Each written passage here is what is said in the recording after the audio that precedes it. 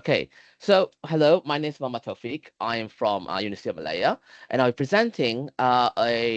I'll be presenting the failures of capitalism in promoting equitable access to higher education for the World Access to Higher Education Network. So yeah, to start, let me go. These are the agendas for the presentation, and so let's talk about the promise and reality versus reality when it comes to higher education. Higher education is viewed as essential for social mobility and knowledge. Plays a vital role in economic and cultural life. Certification is crucial for the career aspirations of many young people in the US, UK, and worldwide. Ideally, higher education should be accessible to all, regardless of background, right?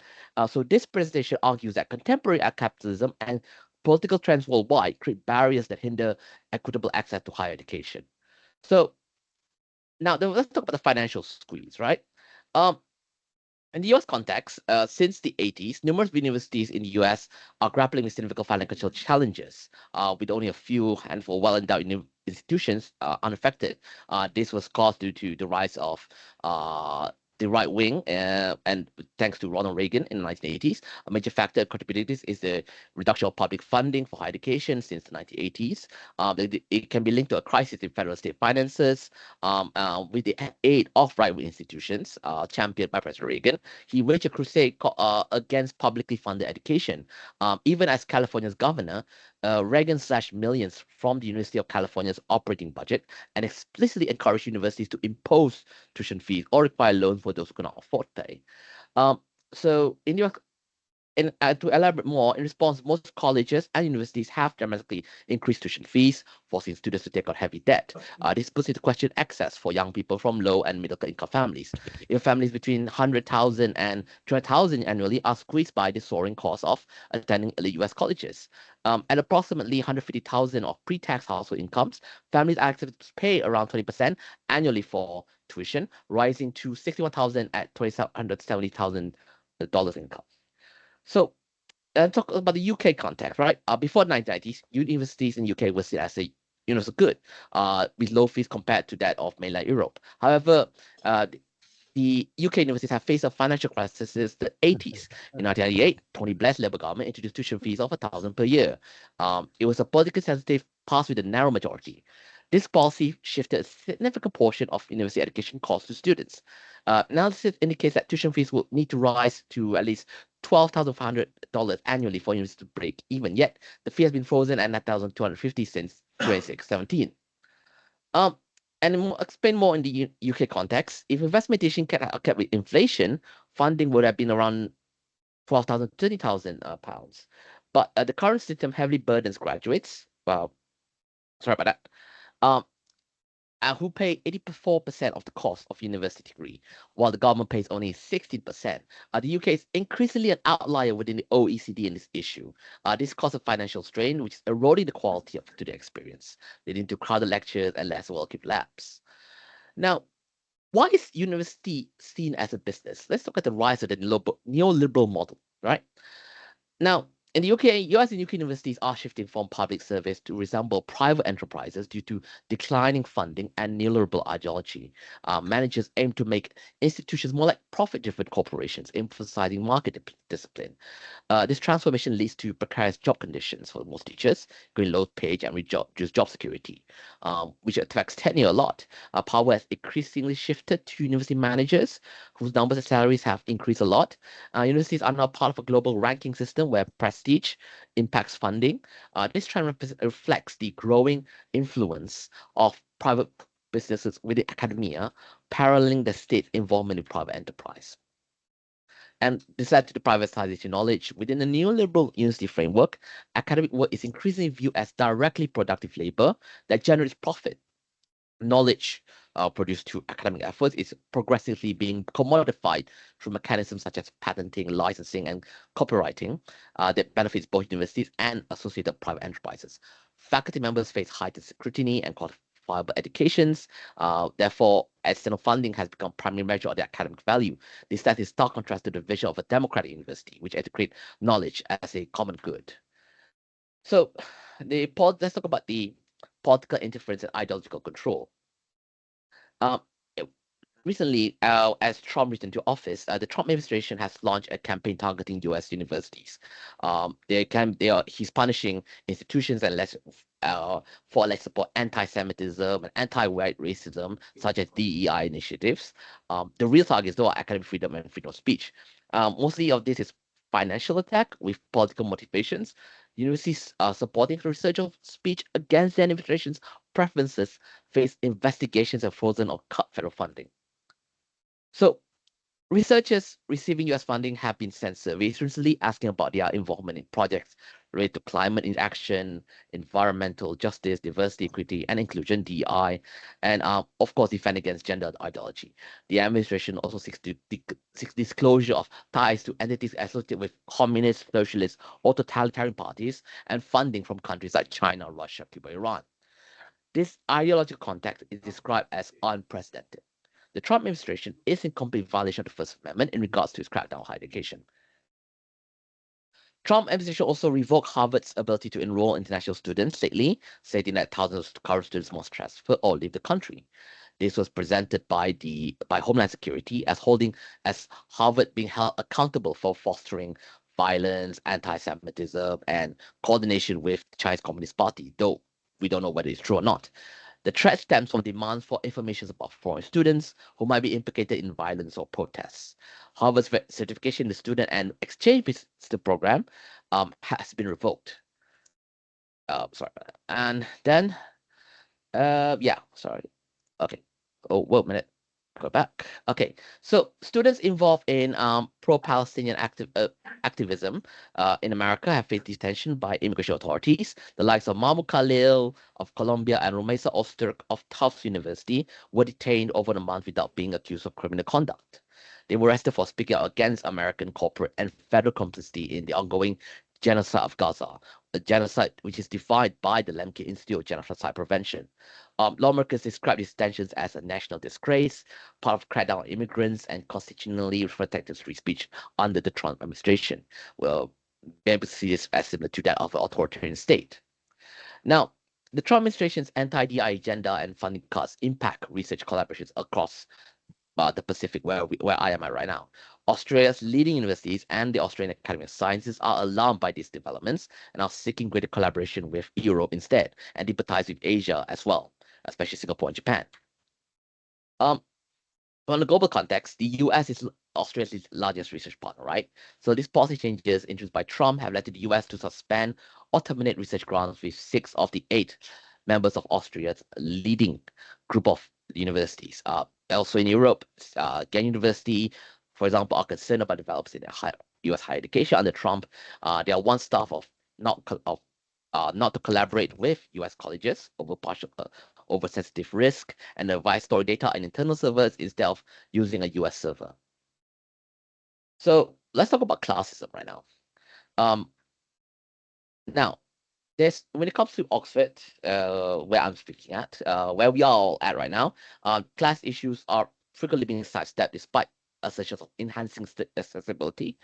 Students from working class backgrounds often hesitate to apply due to the perception of the institutions as elitist. And even if they do apply and get accepted, some working class students like Chloe Pomfret, who made headlines a few years ago, they has to work on holidays, cleaning rooms to cover rent, which highlights the equity divide, right? Her friends all go skiing in Europe while she has to find money to survive in Oxford. These misconceptions about working class individuals can arise from limited interactions among privately educated students. Even tutors may lack awareness of the diverse starting point on which these students originate, right? So working class students often face financial struggles, often need to work, like while doing term type of holidays, unlike what your peers, as seen with Chloe Pomfret's case. Lack of class diversity in fields like economic disconnection from real-world issues affecting ordinary people. The academic system may prioritize connections over merit, which hindering less privileged individuals. And now let's look at another country, India, right? India, Muslims are the largest religious community that faces educational disparities, despite a tradition of institutions like madrasas, barriers to quality higher education persists. The Sachar community recently noted lower literacy rates among Muslims compared to the national average, with fewer attending primary schools and high dropout rates. Only 4.9% of university students are Muslims, likely due to access issues, financial constraints, and better higher education opportunities abroad, such as UK, Malaysia, and Bangladesh. Now, let's go back, elaborating further on India. Muslim girls counter obstacles such as poverty, cultural norms, and limited access to education institutions. Despite various government initiatives and efforts from NGOs, significant challenges persist, and the aspiration for all Muslim children with equal access to quality education remains elusive. Along the caste system in India also hinders the economic integration of Indian Muslims into higher education, mirroring the caste-related issues faced by Indian Hindus. And also, under the leadership of Narendra Modi and the BJP, the policies have intensified feelings of discrimination among Indian Muslims, particularly within higher education settings. The 2019 protest against the CAA showcases the growing rift between the Indian government and students in higher education across the country. Now we're about to end our presentation, and I wish I could cover these topics, but due to the runtime, we couldn't. So I wish we could cover the structure of every institute in Gaza, social hierarchy in U.S. fraternities, as barriers to racial and gender equality, illiberalization of higher education in Hungary and Florida, failure of equity in higher education of post-apartheid South Africa, and the effects of Taliban's governance on women higher education post-2021. So what's the end conclusion? Well, conclusion is that intersectional capitalism in higher education creates challenges for equitable access, especially for low and middle income students, due to declining public funding and rising student fees, which is a global issue. The shift to enable education model prioritizes profitability and global rankings over public good, leading to precarious faculty conditions and commodification of knowledge. Political interference threatens academic freedom, with policies undermining educational integrity and exacerbating classism and inequality in higher education. Case studies from Oxford University and India reveal significant barriers for working class and minority students, highlighting cultural, social, and economic factors that perpetuate inequality. At essence, capitalism failures in higher education requires multifaceted reform, including financial support and fostering inclusive environments to dismantle systemic barriers. As fellow speakers at YHAM, we should dedicate to promoting equitable changes in education system. So here are all the references for this presentation, and thank you so much. All right. Great, thank you, Mohammed, and thanks for also maintaining time here. It's great, we've got a little bit of time here for some Q&A. I should say that Paulina and Gonzalo kindly, they will be doing the online questions, so just please let us know if there are any. Any questions in the room to start with for Mohammed? I read some previous scholars talking about anarcho-syndicalism that could be proposed as a solution to counter some financial inequities, or some top-down managerialism kind of thing that could be relevant to academic capitalism. And one of the things they mentioned is the solidarity they have, for example, including marginalized communities in their decision-making, their research, and also co-producing the research. Would that be an alternative model to think about in terms of tackling this issue? Or is it too radical in some ways? I think it'll be a good solution, but I don't think the big universities are ready for that. I think we'll have to start with like community colleges or more experimental universities. So, universities that have with a less corporate structure might be able to do that, I think. So yeah. It's a great composition. Yeah. Other thoughts? Yeah.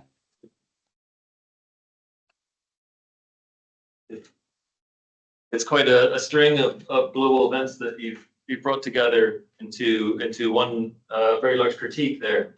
Can I ask you, Mohammed, one of the final comments you made about reforming universities in relation to capitalist practices? Yes. I can't recall what it was. Can you say a little more about that? And what kind of interventions do you imagine? I think the problem is that as obviously, right, like capitalism, like universities in America and the UK and in some other countries as well, they've become very privatized in a way, like even like public universities in America have become privatized because of the introduction of tuition fees.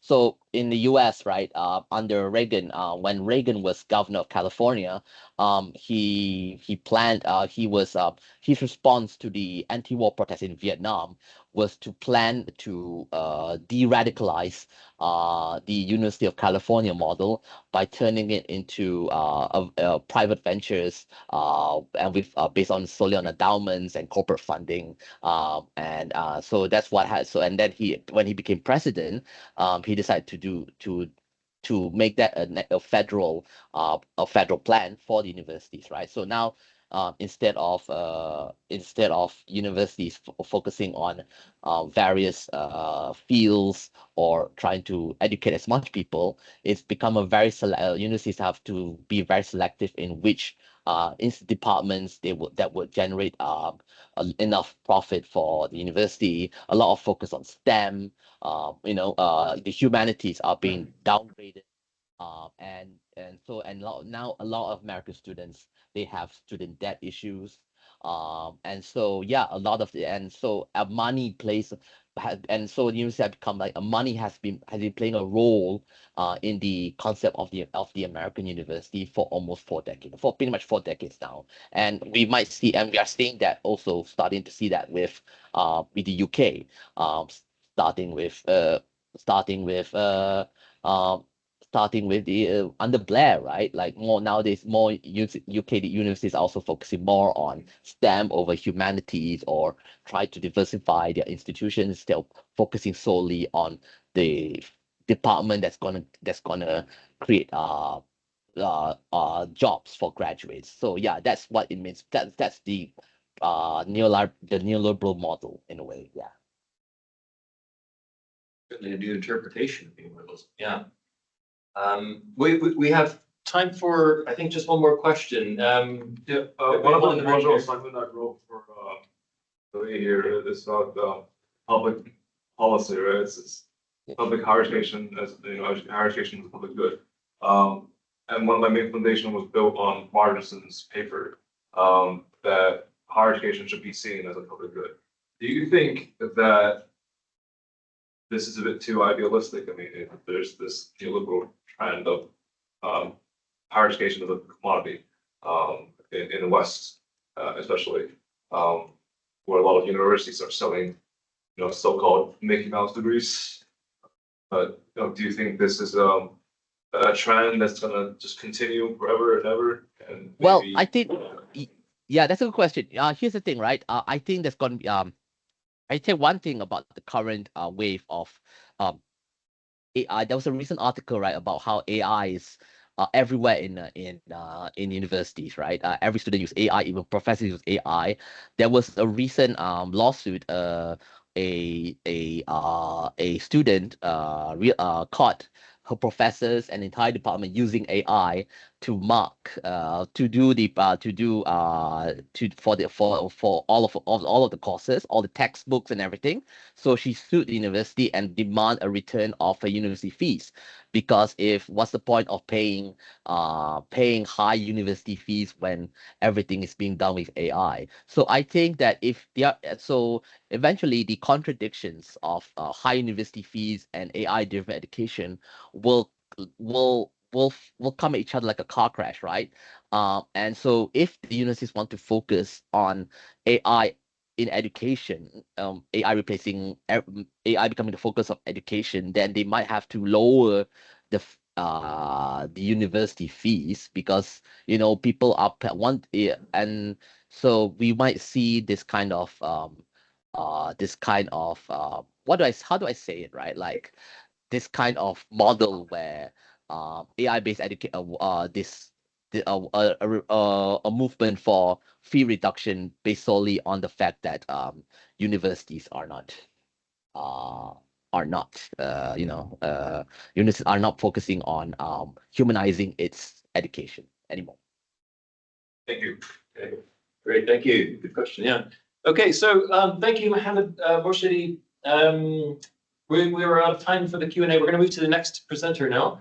Our next presenter joining us also online is Elva Nawati from speaking from Huazhong University of Science and Technology in China, but presenting on financial access for low-income students in Indonesia. Elva, are you with us? Okay, can I share my screen now? Yeah, please do. Okay, wait a moment.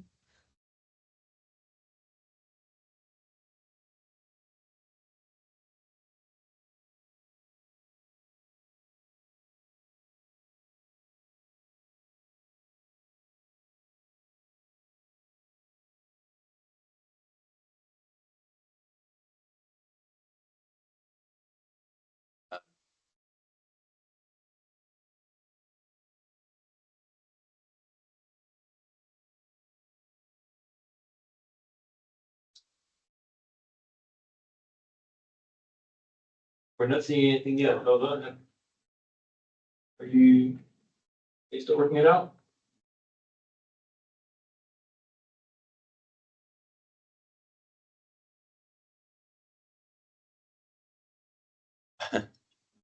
We may have.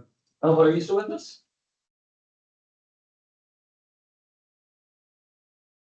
Sorry, I can't share my screen right now. Can I move to the next section?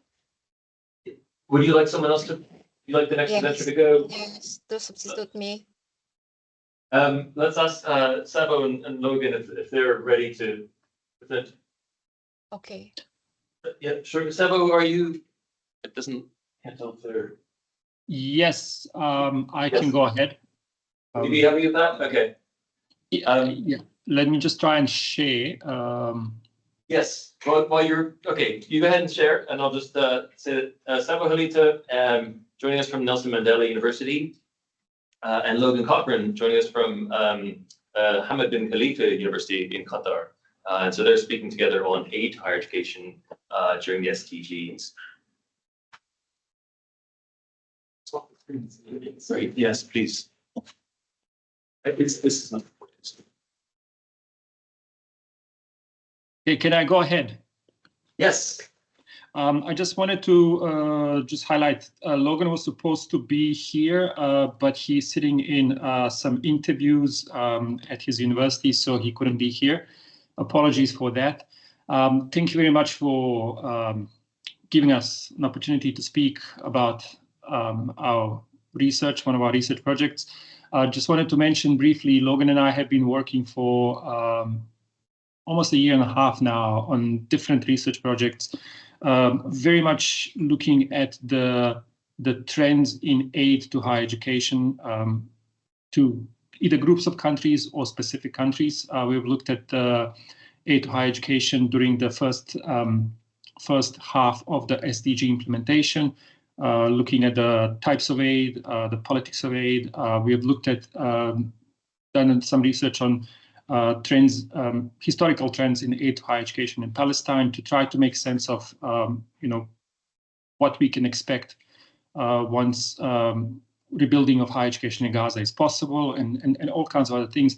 And this was one of our last research projects at the end of last year, where we tried to make sense of whether the aid to higher education, particularly during the SDGs, has been based on either the needs in recipient countries or interests of the donors, geopolitical, strategic, economic, security related or other.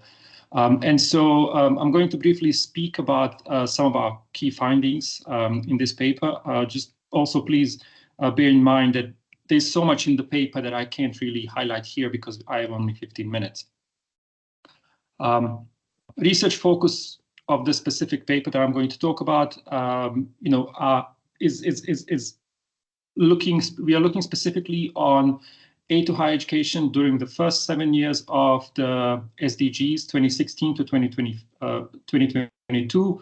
There's the data that is available currently to us, and we also specifically look at the developed countries, and they're grouped under the umbrella of the Development Assistance Committee. That there are reasons for that specifically, because it's because those countries have are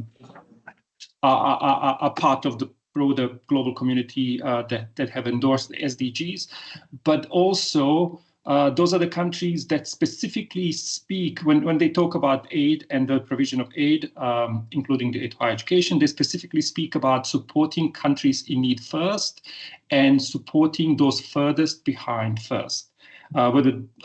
Countries when it comes to ODA, and then also the people in need first. Sorry, 1 second. Are you still sharing your screen, Savo? Sorry, did that disappear? No, Apologies. you're here, but we can't see your slides. Okay. Okay.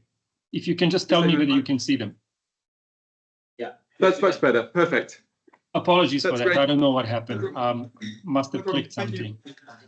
So we look at the rhetoric both in the SDGs and the rhetoric from OECD and the Development Assistance Committee group of donors, and all the talk is about supporting countries in need first, and making decisions about the provision of aid and assistance based on the needs in the recipient countries. So we look at this rhetoric and we then ask the question whether the DAC donors have been providing aid to higher education during the SDGs based on this rhetoric about the needs that they speak about publicly, basically. And so we use the higher education as an entry point for analysis. And we also look at the aid to higher education as one of the key mechanisms that has been used by donors, or at least their stated objective is to support the countries in need in terms of providing assistance either to their local higher education systems and institutions, or to provide support for access to higher education via the provision of aid for international scholarships. Sorry, I'm just trying to move to the next. I don't know what is happening here.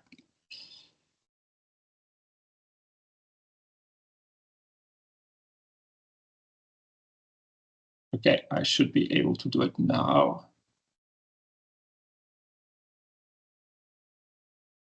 So in the paper, we engaged in depth with the literature on foreign aid and whether the aid is provided generally, either by, for in terms of motivations for the provision of aid, look at the politics of aid, provision of aid, and all that. There's a lot of literature looking at all the different things, looking at it in a historical perspective, looking at it contemporarily now. Some scholars speak about aid being provided by most donors based on the needs. Others disagree with that and provide evidence that some donors provide in some instances aid based on needs, while in other instances there's a lot of evidence that strategic, geopolitical, and other interests inform the provision of aid. There's some research on aid to higher education, and that research has shown that it's a mixed bag in terms of where aid goes, what types of aids are provided, and whether the aid is based on the needs or donor interests. But there's a lot of work that we still need to do, and we try to do that in this paper. So yes, the key assumption that we have in our paper is that if DAC donors follow their own rhetoric, their policy rhetoric, what they say guides their provision of aid, they would be providing the majority of aid to higher education are linked to the SDGs, to the countries that need the aid the most. But on the other hand, if donors are driven by their own strategic, economic, security, and other interests, the aid wouldn't be going to the countries in need. Sorry, I don't know what is happening here. Our methodology, we are using the OECD aid flows data from all the DAC countries. We also look at specifically the countries. Our sample is 92 countries, which are targeted by SDG 4, Target 4B. And Target 4B is the only target in SDG 4 that is specifically looking at the provision of aid to support the countries that the SDG 4 is targeting in terms of higher education. And that is very important also because I'll speak about it in a moment. So the target 4B says that the donors are asked to provide scholarship aid in order to improve access to higher education, to provide international scholarship aid to least developed countries, small island states, and other African countries that are not part of least developed countries. And so we look at the first 7 years of the SDG implementation because that is the data that is available. Currently, that is the data that is up to date. We look at also the two types of aid, scholarship aid and aid to local higher education, because we wanted to make sense of the types of aid and how the issue of needs is reflected in terms of both types of aid. And this is also very important. I'll show this in a moment. What we found to assess whether the donors are providing, DAC donors are providing aid based on needs, we use the OECD's and DAC's own classification of countries in need of foreign aid, the World Bank's data on enrollment in higher education, the Human Development Index, and the gross national income per capita in recipient countries. We talk in our paper in a lot more detail in terms of these different classifications and why we're using them and what they are allowing us to see and to analyze, because we didn't in the paper want only to look at the enrollment rates. We wanted to look at other factors that also may be telling us whether the countries are in need of assistance of foreign aid and support to increase access to higher education. Key findings. The first is looking at the reference to the OECD's and DAC's own classification of countries most in need. In terms of the scholarship aid, what we found is that the DAC doesn't follow its own classification of countries in need, where some aid goes to the countries in need, but much of the scholarship aid is provided to countries that are not on the list of countries in need of foreign aid by the DAC and OECD. When it comes to aid to local higher education, we see similar things, but we see that more aid is going to the countries that are listed by the DAC and OECD as the countries in need of foreign aid. In terms of other findings, we look at, for example, the scholarship aid versus enrollment in higher education in recipient countries, and this is very interesting. We find that the countries that are the countries with the lowest enrollment rates in higher education are the countries that received the least amounts in scholarship aid to higher education during the first 7 years of the SDG implementation. On the other hand, the countries with relatively high, especially compared to the other countries in our sample, and I've highlighted some of those countries here, countries with relatively much higher enrollment rates in higher education, which tells us that the higher education systems and institutions, while possibly needing assistance, are in much better shape than in most other countries in our sample, are receiving far more aid, scholarship aid. And that tells us that there's more to decision-making of the DAC donors than the needs in the recipient countries during the SDGs. Sorry, I'm just struggling with tech today. We also look at a combination of aid to local higher education and the scholarship aid, and reflect we try to see how does this work in terms of the Human Development Index in all these countries. We also find that countries with very high or high Human Development Index have received significantly more funding than the countries with low Human Development Index. And that also tells us that there is another factor that we can look at, and it tells us that there's more to the provision of aid during the SDGs by the DFC donors than just looking at the needs in the recipient countries. We also look at the gross national income. So basically, every single consideration we take, we look at in our paper, shows us that the countries with the greatest needs, some of the poorest countries in the world, have received the least amount of aid to higher education, whether aid to local higher education or scholarship aid for their citizens to study in donor countries during the first 7 years of the SDGs. And I just have 2 more slides, key findings and implications. I'm not going to read all this. You know, it's one thing that is important to remember why we're focusing significantly on the scholarship aid. We look at both types of aid to higher education in our paper, but scholarship aid is important because that's the majority of aid that is provided to least developed countries during the SDGs, and that is one of the big problems with the SDGs. We talk about it elsewhere in another paper. One thing that is really significant and worrying, we believe it's very worrying, is that the countries in our sample with a high human development index, higher enrollment percentage in higher education, and higher gross national income have received more scholarship aid than the countries with lower HDI, lower education and higher education enrollment, and lower GNI.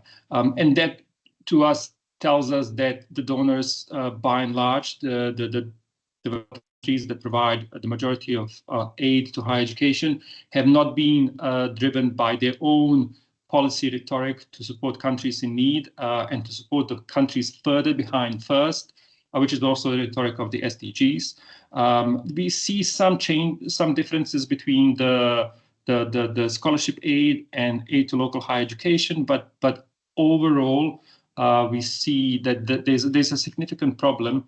And if this continues until 2030, and we believe that it is going to continue because there isn't really a lot of focus on this, there isn't enough research on this, and we believe that this is going to just take.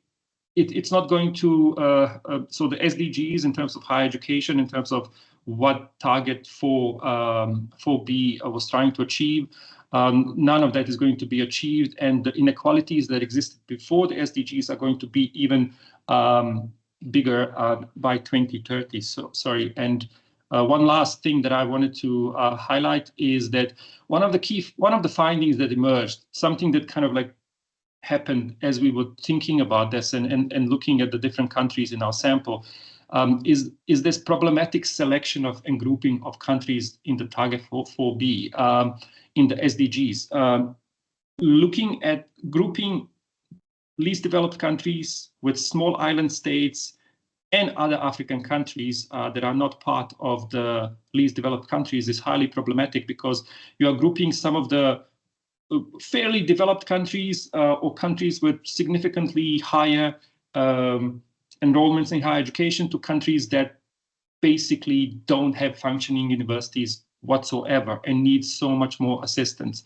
And we believe that, as I think, we in 2025, the global aid sector has, experienced changes in 6 months since we finished this research, and these are the implications we have to consider as well. But I think we have to start thinking about the post-2030 world, if that is even possible in this moment, to really see where things are going. And we have to think about whatever is going to replace the SDGs, and this is where having a better picture in terms of who requires aid and assistance needs to come into place. And one last thing that I want to mention is that the SDGs are also problematic because while higher education is part of the SDGs were written and planned by the people who are not part of higher education. They're basically written by people from the World Bank, IMF, various agencies and diplomats.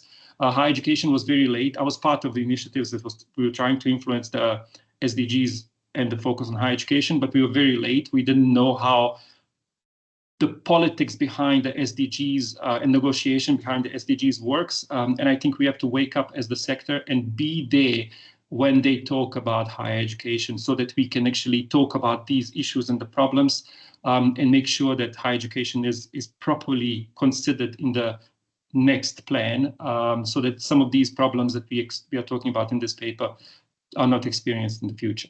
Thank you. Okay, great. Thank you, Savo. You raised a lot of issues for us to think about here. Can I? We went a little bit over, so I'm just gonna have a few minutes for Q&A. If I can take one from the room first. I don't know where to start. Gosh, you did have your hand up first, so please.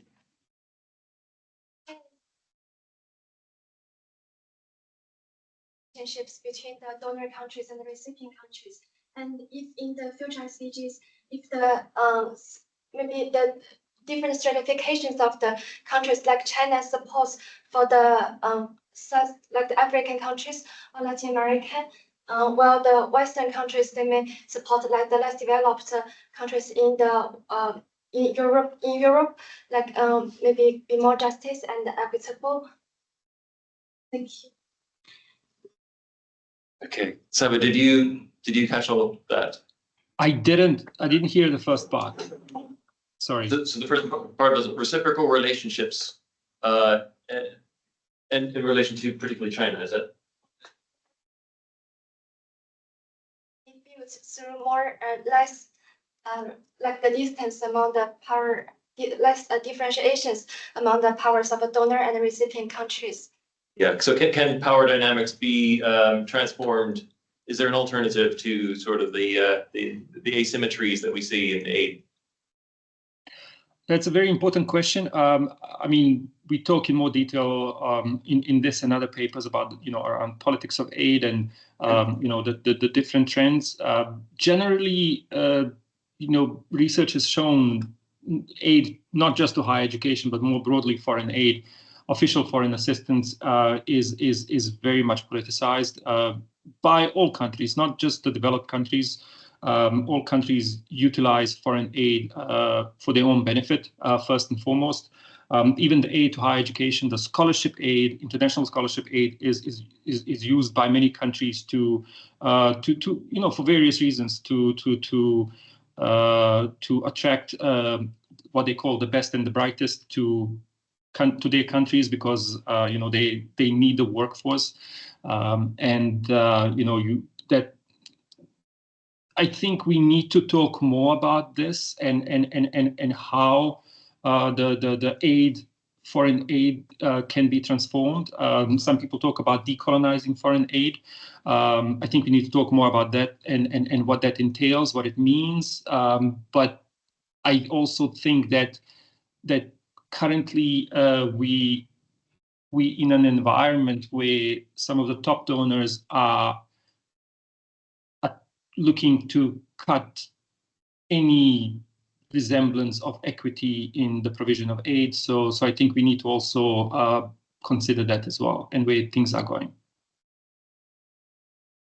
Yeah.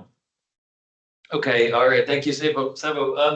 I think I'm afraid we have to move on just because we've got a really tight timetable here. Thank you very much for your presentation. Great, and thank you for your questions. By the way, if you have, I know there were, Savo, just to say there were many questions in the room, many hands that went up. So if you'd like to reach out to him, I think by email, I think the speaker's contact details will be are part of the program or on the website, I believe. If not, I can give you the details afterwards.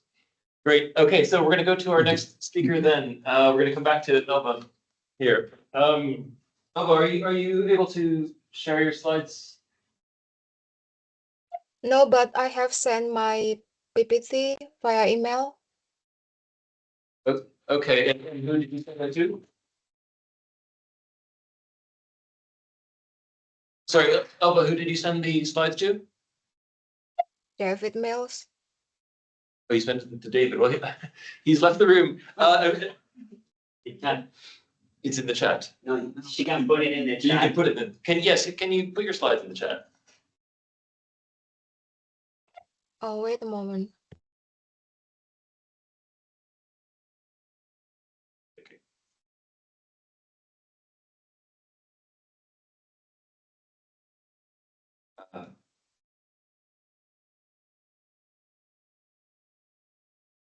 Sorry, I'm not able to put my PPT on the chat.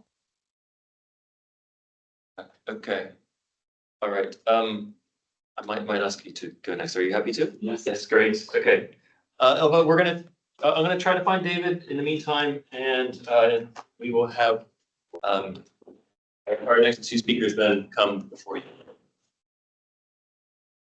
Okay, so going out of order here, again, so we have Paulina Rodriguez and Gonzalo Hidalgo, both from University of Oxford here, to speak about perspectives of elite university students and the distribution or unequal distribution of educational opportunities.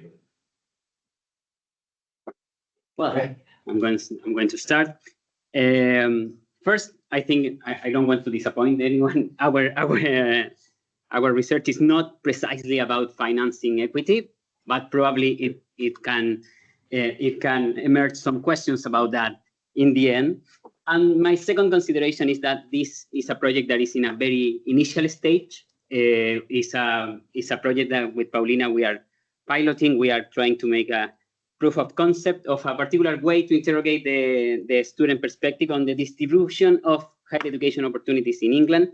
So we don't have finding yet, but we are going to share some preliminary results and conclusions in the end. This is our overview. We are going to present mainly how we are thinking on exploring this particular topic, and we are interested not just in interrogate how a student makes sense of access, but also how they make sense of the distribution of the opportunities in different kinds of institutions in England. So our questions are how they make sense of the causes and consequences of the distribution, to what extent these are shaped by their socioeconomic background, and also what kind of policies they are willing to support. A little bit of background and some context about the higher education, tertiary education in England. The sector in England is huge. There is many different institutions, more than 400 higher education providers, more than 150 further education colleges, and also many different institutions that are doing some apprenticeships. In general, it's described as a quasi-market because the supply and demand are not defined by prices, and also because the state is still having a huge role in the regulation of the system, mainly in the higher education through some steering at a distance way. But competition is one of the huge characteristics of the system, and that competition is not just between universities, it's also between further education colleges, and in some cases, between higher education and further education institutions.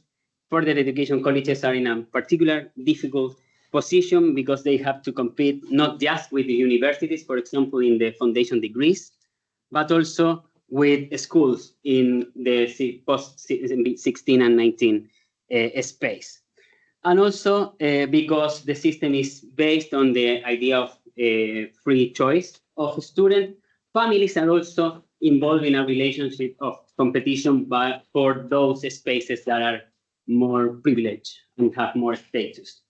In general, there are authors that have described that the thing that is driving this competition in the system is mainly status and not quality, and that is producing a huge stratification of the system. The system is quite unequal in terms of different kind of institutions, and we have some example here, and this is the highest educational attainment at the age of 26 in England, and you can see that people from more privileged background, especially from independent schools, it had a huge overrepresentation in the degrees studies, and the student from the enrollment in independent schools in England is just around 6.5%. Some conceptual tools. We are taking some ideas of the work on policies, education policy sociology developed here in England and other countries, and especially to scrutinize the policy making, but not just the policy making, also the policy implementation and the policy enactment. Being aware of being conscious, being aware of the political nature of policy, and the contestation and the dispute of values and ideas, not just in the policy-making process, but also in the everyday life and within the different institutions. So we really think that we need to go to an analysis of that dispute in the micro level and trying to interrogate some perceptions, some experiences of policy actors, and in particular a student, and trying to challenge the very common narrative that a student can be driven to different pathways in the higher education through some policies or improving just the information, for example.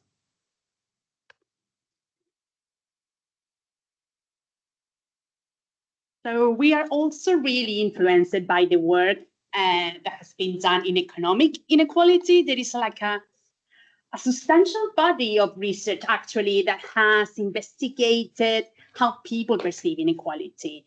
And perhaps the most common finding of this body of literature is that people tend to underestimate how profound inequalities are in their respective societies. And scholars normally argue that knowing how people perceive inequality is important because people might be more willing to prefer, have a better preference for distributed policies. So that's why it's important to dig into how people perceive inequality. The other important finding is that is what Jonathan Mikes called the inequality paradox. So in societies that are deeply unequal, people tend to explain inequalities more using meritocratic factors. So they blame merit, efforts, or issues of intelligence as a main explanation of inequality, rather than leaning towards more structural disadvantage. So people normally would provide rather individualistic meritocratic responses or responses that lean towards structural explanation. So scholars have also wondered why people provide this kind of blind explanation, why people is so they don't really know about the extent of economic inequality. So one major thing is that we live and we are educated in really segregated social environment. So in a way, inequality itself restricts views around inequality. The other thing that it has been a lot of research around information gaps. So what happens when people is provided with, for example, the economic distribution of a certain society? Is people more willing to accept a redistribution policy, or people just perceive that inequality is just all right? Another set of explanations are around cultural beliefs, so the power of discourses just a meritocracy, and that the distribution of resources is just fair because people just get what they deserve. And another set of explanations, so for example, when Di Botero has explained that everyday life just constrains views and just constrains also the power of people to do something, because people tend to feel powerless, that it doesn't really matter what I think or what I do because we don't have the power to really change the situation. So we are really inspired by this body of work that is around economic inequality. There has also been a lot of work around racial inequality, but it hasn't been a lot of work around educational inequality. And I really trying to understand education as a type of inequality in itself, not as a variable or an explanation from the explanation that people do around economic inequality. But we also focus, rather than inequality in itself, we focus on distribution. And we think this is important because slots or the places available in higher education work similar to a zero-sum game. Some people go to some places and some people go to other places. So we're trying to push participants to think around like distribution of opportunities rather than who have more or less of something. And in our framework, we're really inspired by the work of Michel Lamont. So we think that this is a useful complement to survey-based research. We're really trying to tap into the cultural repertoire. So cultural repertoires are schemes, narratives, frames that are available in our social environment and that people use like a toolkit to make sense around things in the social world. So we think that these narratives, for example, groups develop narratives that sort of, for example, prestige belongs to a certain pathway and might legitimize certain pathways and certain group advantages. So, for example, we can think that in vertical systems, really hierarchical systems like the Ivy League, the Russell Group, we can think that the path of how people understand world is really narrow, versus in more like flat systems, probably there are plurality of repertoires that also allow other pathways and other institutions to have more value, and with this, the people within too. So this is really a pilot, and we just started our study. We have few interviews conducted. So for this round, we are focusing only on elite students who are attending Oxford. We have some technical issues, and we will share with you like the why. And we are interviewing only social science students because we think they are more exposed to narratives around explaining inequalities and the social world. So we have an open-ended question, and we ask them questions about the consequence and causes of the distribution of inequalities in education. We also collect socio-demographic information from students, but perhaps the most important component is an interactive task. So we base our methodology on the review by Jan Matt around subjective inequality. So we try to elicit perceptions, so how students estimate the existing current state of distribution of educational opportunities. We also try to elicit normative beliefs. So we ask them, how do you think this should be? And the third part, we ask them about normative evaluations. So do you think this is good, this is bad? And if you think this is bad, what we should do? So it looks a little bit like this. And because we are sharing an Excel spreadsheet, we only can share within the university. So that's why it's only Oxford students in this round.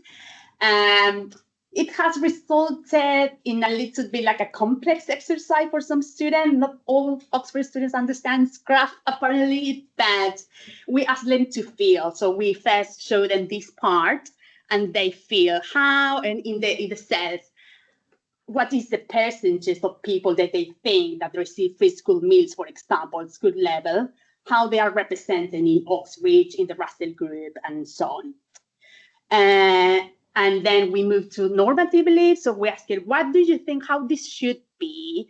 And in the third part, we share with them the actual distribution. So then we have a conversation around the disparities, how they perceive it was, how they perceive it should be, and how currently is.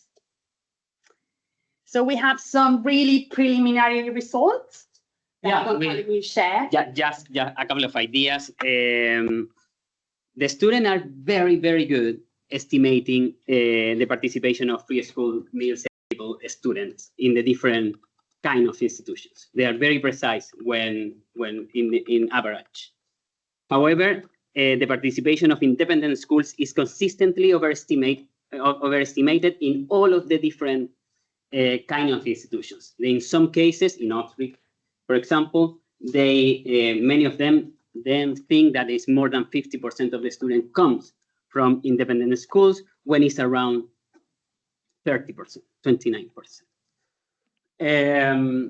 But one of our surprise, and we are discussing this, is that the explanations focus mainly on almost exclusively in structural factors.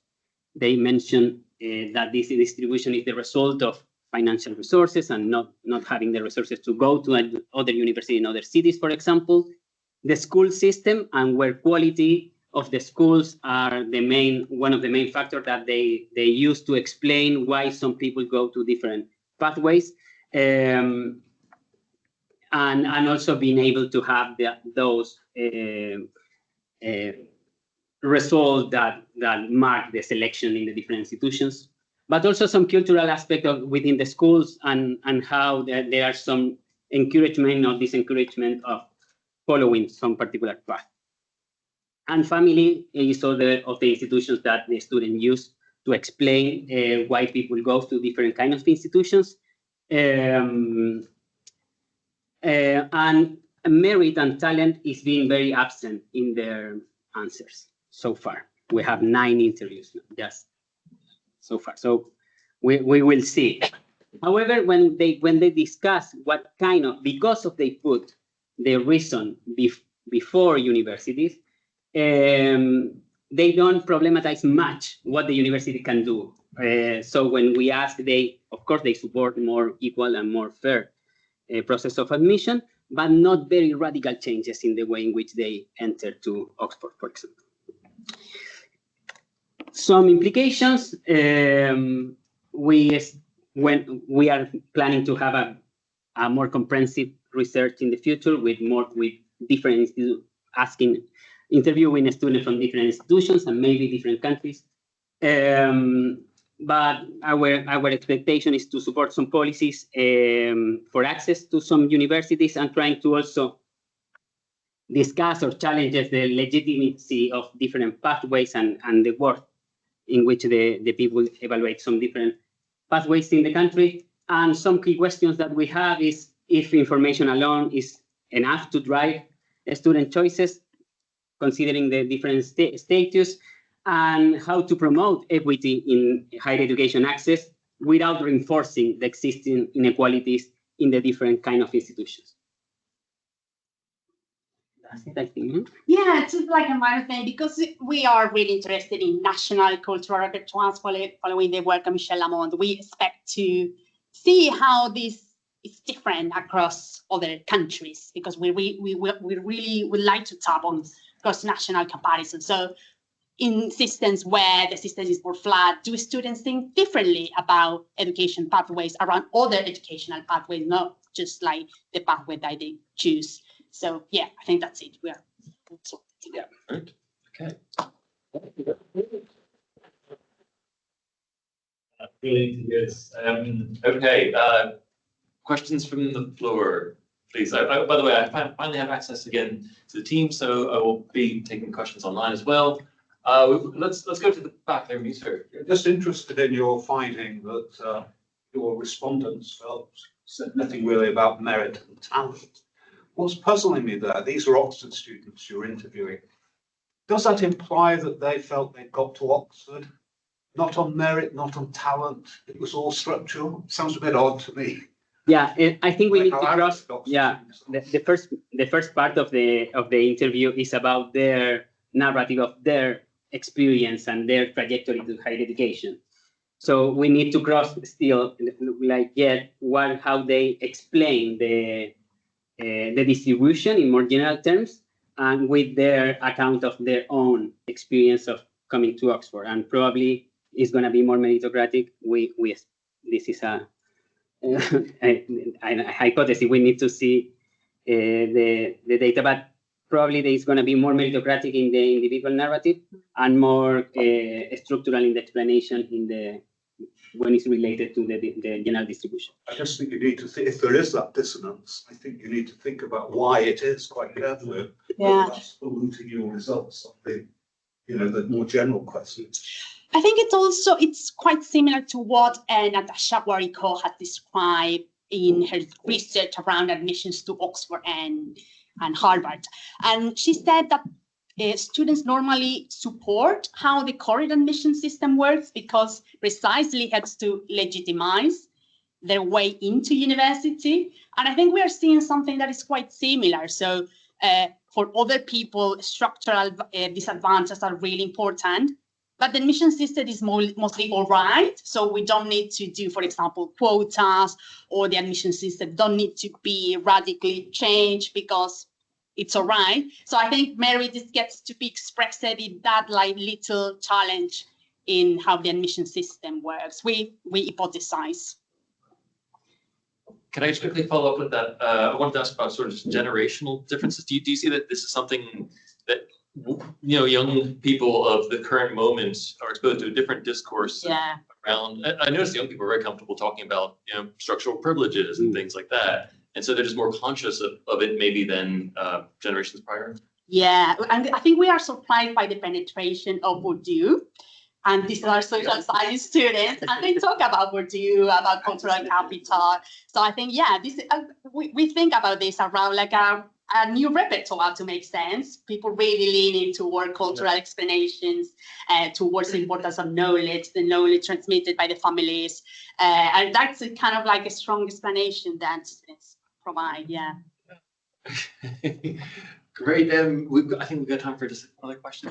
I just want to follow up now on the previous discussion. It might also be the case that some very top private institutions, so it's like a formal stage of education prior to their Oxford, for example, like Eton or Harrow, they have their own courses, for example, global perspectives, or being like global citizens, where they're exposed to some of the socioeconomic factors and to develop a critical perspectives on some of the current contemporary social issues. So they might have a very critical perspectives on meritocracy and talent, or even though they might think they are talented to get into Oxford, they might not say that in the interview. That's like quite apparent meritocratic ideals.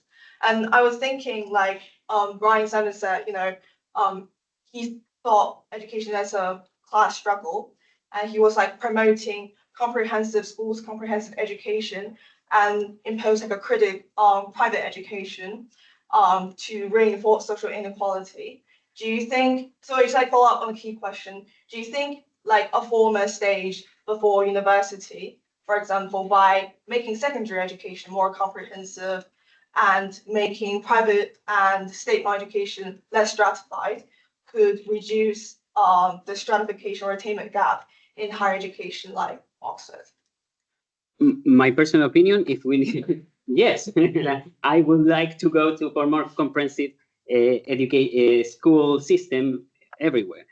But in the explanation of the students, that is also reflected. They are more willing to go to radical changes in the 9 interview that we have so far. More radical changes in the school system because they put the causes of this there. So a couple of them say like we need to abolish private education. Very directly. And also for university admissions for some top universities, I know sometimes they demand students who have a critical perspectives on some of the issues like social inequality or Bourdieu theory. So it might be due to like admissions reasons as well. So they're like, and also it might be a generational reason. So there are quite complicated factors.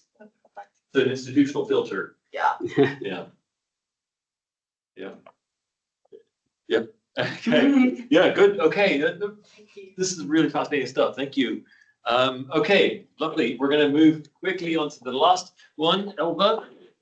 We hope that you can hear us because I have your slides here. Okay. Okay. We can hear you. Great.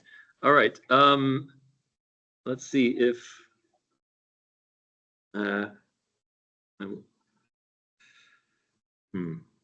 It's not what I was hoping would happen when I plugged in my laptop.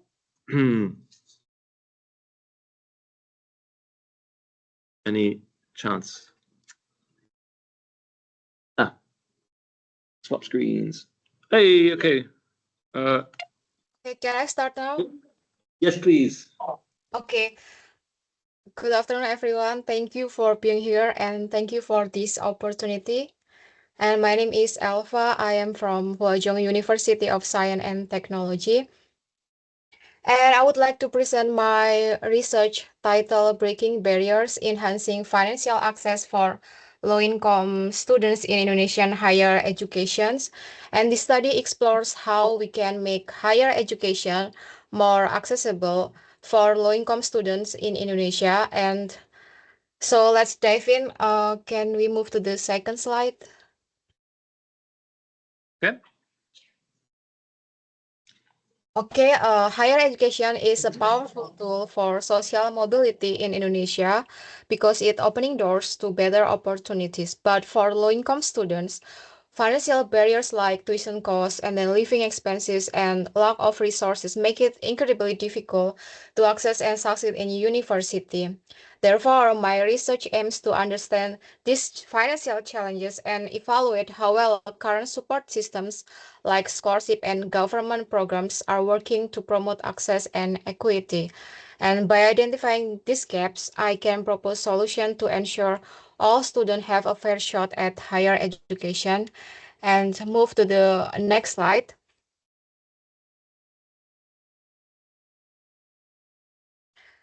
And to guide this study, I asked three key questions. First, what are the main financial barriers faced by low-income students in Indonesian higher education? Second, how effective are existing financial aid programs such as PIP and BKM in addressing these barriers? And the third question, what improvements can enhance access and equity for low-income students? These questions are critical because they help me pinpoint where the system is falling short and how I can fix it. Can we move to the next slide? So let's set the stage. In Indonesia, only about 30% of youth from low-income backgrounds enroll in higher education compared to 70% from wealthier families. And tuition costs are rising faster than inflation, making university even less affordable. And even the Indonesian government has introduced programs like PIP, which provides scholarships, and MBKM, which offers flexible learning and some financial support. But still, there are gaps, such as funding is limited, application processes are complex, and many students don't even know these programs exist. So this leaves too many students struggling to afford their educations. And then move to the next slide. And to understand this issue, I use mixed methods approach. I surveyed 386 low-income undergraduate students from universities across Indonesia to get a broad picture of their experiences. And I also conducted in-depth interviews with 79 students to dive deeper into their personal stories. And data was collected in 2024 using online surveys and virtual interviews. And for analysis, I use SPSS for the survey data and N50 for the interviews to identify key patterns. And this combination gave me both numbers and narratives to tell a complete story. And move to the next slide.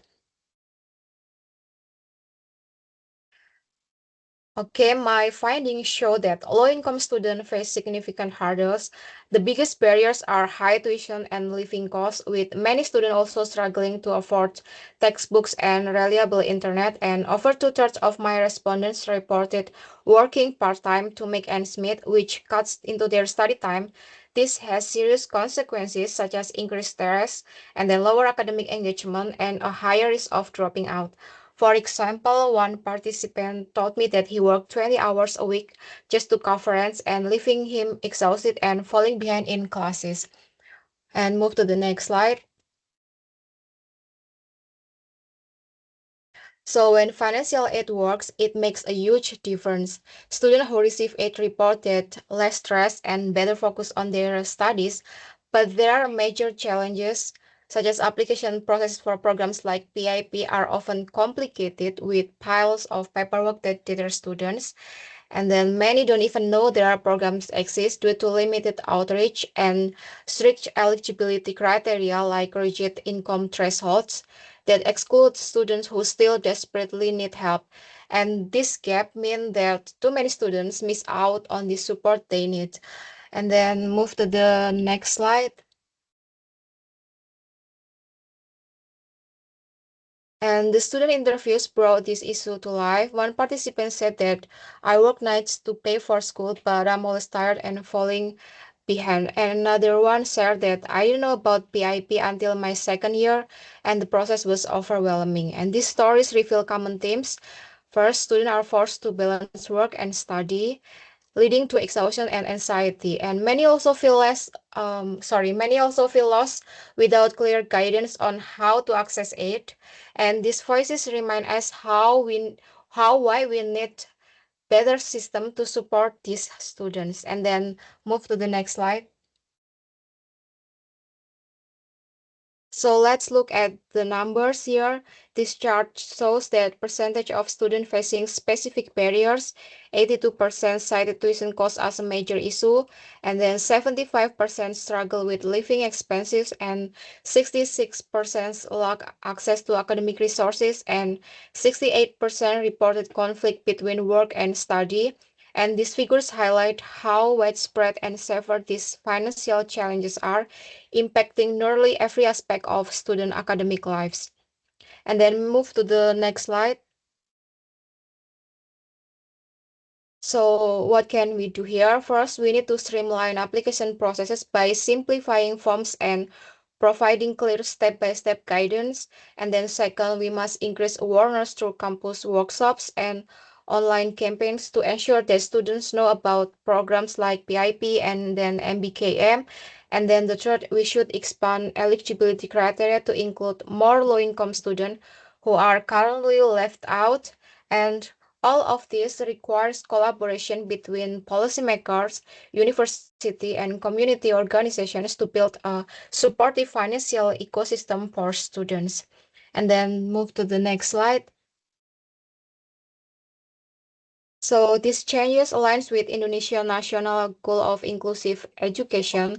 By improving financial access, it can boost graduation rates, reduces inequality, and strengthen the economy in the long term. A practical next step is to pilot simplified aid processes in a few universities to test and refine this solution before scaling them up nationwide. And this is an opportunity to make a real difference for students and for Indonesia futures. So move to the next slide.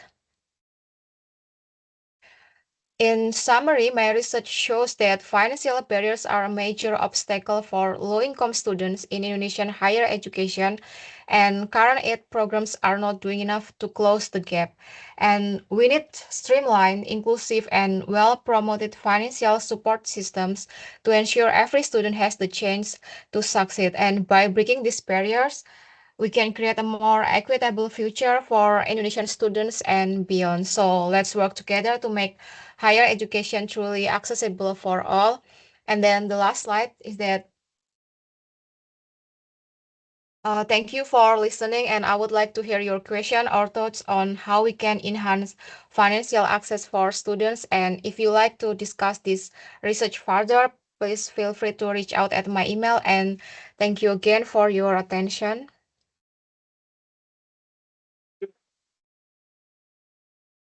Great, thank you, Alvaro. Okay, we've just a couple quick minutes for questions. Are there any from the floor? Yes, please. It's not directly about the financial barriers, but would you say it is more worthwhile to actually widening the method to increase social mobility instead of focusing on like higher education as a main force to maybe get better resources? But can you is it more worthwhile to, for example, promote apprenticeship or other type like vocational education to kind of like destigmatize other type of education instead of just focusing on higher education? Sorry, can you repeat your question because I cannot hear clearly here. So the comment is about the concentration, the focus on higher education particularly, and how maybe thinking more broadly about other forms of tertiary education, apprenticeships, further education colleges, we can destigmatize those routes and broaden participation in tertiary education. Yeah, like a better way to promote social mobility. Yes. Oh, sorry. So would that be a better way to promote social mobility? Yes, through financial access.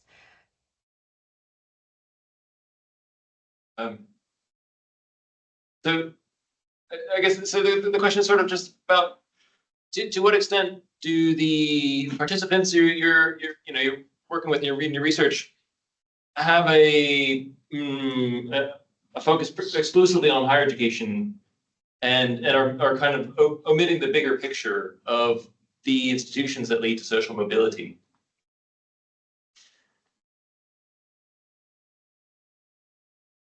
No. All right. Maybe we should pivot to another question if we like. Alpha, are you still with us?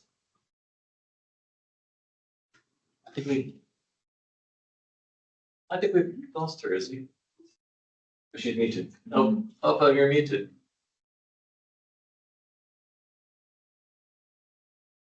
Okay. I think given the tech issues we're experiencing here and the fact that we're run over, I hear tummies rumbling. Please, let's head to lunch. Thank you to all of our presenters.